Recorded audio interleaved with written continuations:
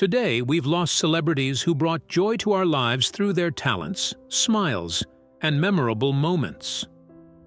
Though they are no longer with us, their legacies will continue to shine brightly. If their stories move you, please consider subscribing as a way to honor and remember those we've lost. Your support keeps their memories alive and celebrates the impact they've had on so many. Thank you for being here with us. Let's get started. Number 1.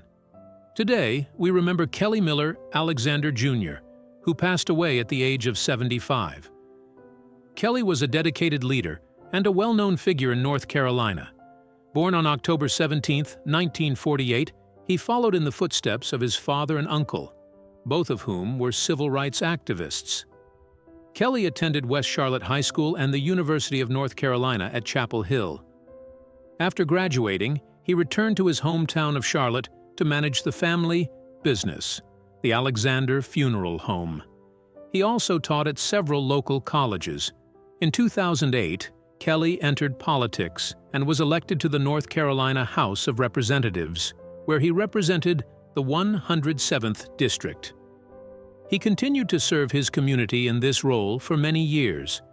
Kelly also became the president of the North Carolina NAACP and served on the National NAACP Board, continuing the civil rights work that was so important to his family.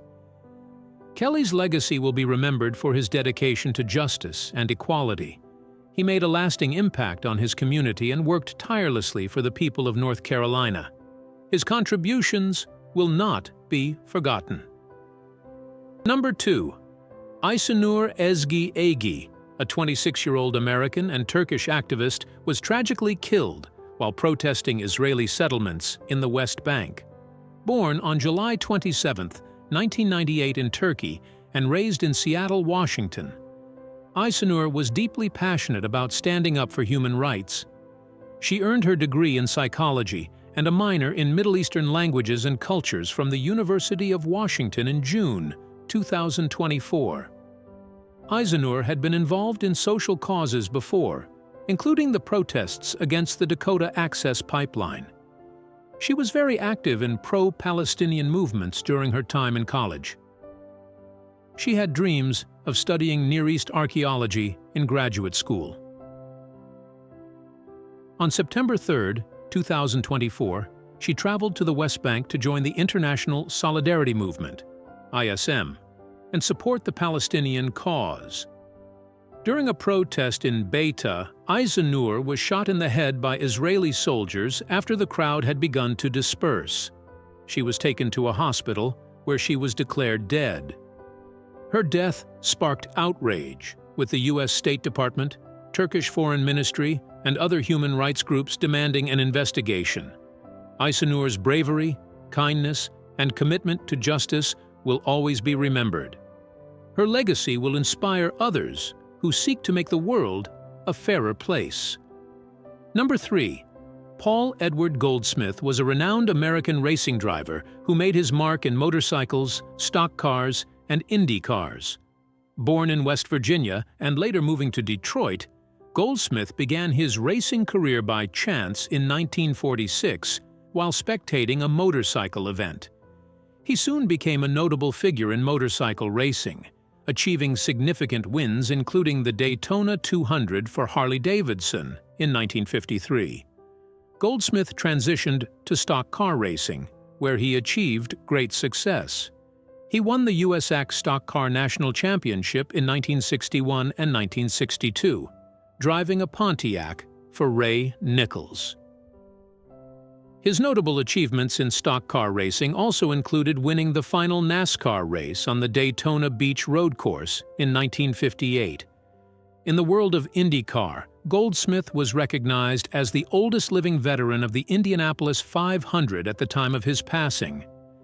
He raced in several Indy 5s, with his best finishes being a 5th place in 1959 and a 3rd in 1960. Goldsmith's career began after World War II, during which he served in the Merchant Marine. He later worked at a Chrysler plant and co-owned a service station. His racing journey began with motorcycles, where he built a reputation with Harley-Davidson, before shifting to stock cars and eventually to IndyCar racing. Goldsmith's legacy is celebrated for his versatility and accomplishments across different racing disciplines. Number 4. Screan Scott Simon was born on December 9, 1948, in Missouri. He finished high school at Southwest High School in Kansas City, Missouri in 1966. Later, he graduated from Columbia University with a bachelor's degree in 1970. In April 1970, Simon joined the rock and roll band Sha Na Na, using the stage name Screan Scott Simon. He was an important part of the band, playing piano and writing many of their songs. Sha Na Na was famous for covering songs from the 1950s and appeared in the 1978 movie Grease. In this film, Simon, along with band member Louis St. Louis, co-wrote the song Sandy, which was sung by John Travolta. Simon stayed with Sha Na Na throughout his career, playing on every album except their first one from 1969. He continued to tour with the band until they stopped performing on December 5, 2022. Screan Scott Simon died on September 6, 2024, in Ojai, California, at the age of 75. He had been fighting sinus cancer. Number 5. Michael McDonald was born on October 15, 1963, in Allentown, Pennsylvania. He graduated from William Allen High School in 1981. Michael then went to Muhlenberg College, where he first took a costume design course. This was where he started working on theater productions and developed his passion for costume design. In 1984, Michael began working at the Civic Theater in Allentown. In the early 1990s, he moved to New York City. There, he worked on several Broadway shows, including The Ride Down Matt Morgan, 2000, The Goat, or Who is Sylvia, 2002, and Take Me Out, 2003. Michael received nominations for both a Tony Award and a Drama Desk Award in 2009 for his work on the Broadway revival of Hair. Michael McDonald passed away on September 4, 2024, at the age of 61, after a short illness. His work in costume design made a big impact on the theater world. Number 6. Kathy Merrick was a key leader for First Nations communities, making history as the first woman to be Grand Chief of the Assembly of Manitoba Chiefs, AMC.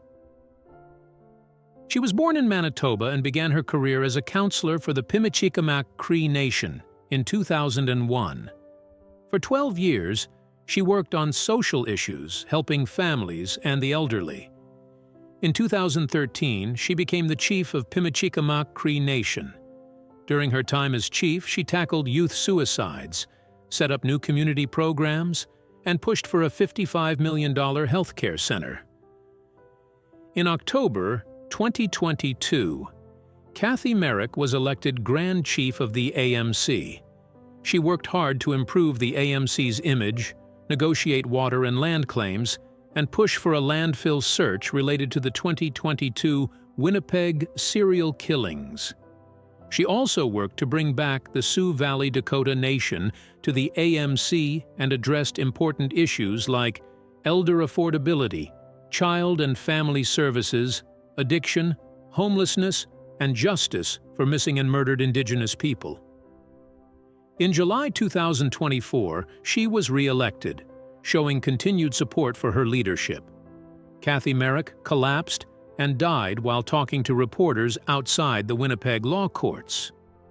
She had been discussing the acquittal of a corrections officer in the death of William Amo.